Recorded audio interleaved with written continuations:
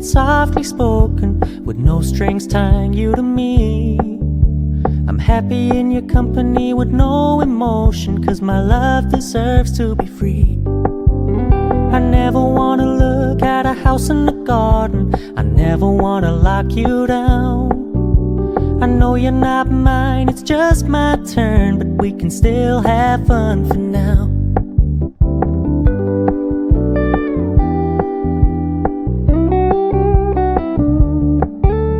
You told me you don't really do commitment, trust me, consider your message received. When you said you couldn't take us too seriously, I must admit I was relieved. 'Cause I never wanna play happy families with you, but I like having you around. I'm fully aware this is a flash in the pan, but we can still have fun for now.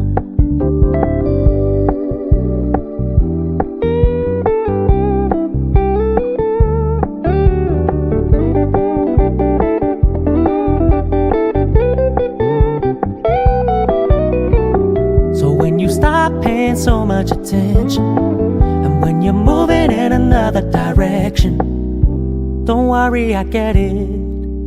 I meant what I said when I said it, lady. I never wanna look at a house in the garden, I never wanna lock you down. I know you're not mine, it's just my turn, but we can still have fun for now. No, I never wanna play happy families with you, but I like having you around.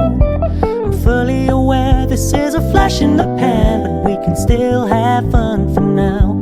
Yeah, we can still have fun for now. Oh, we can still have fun for now.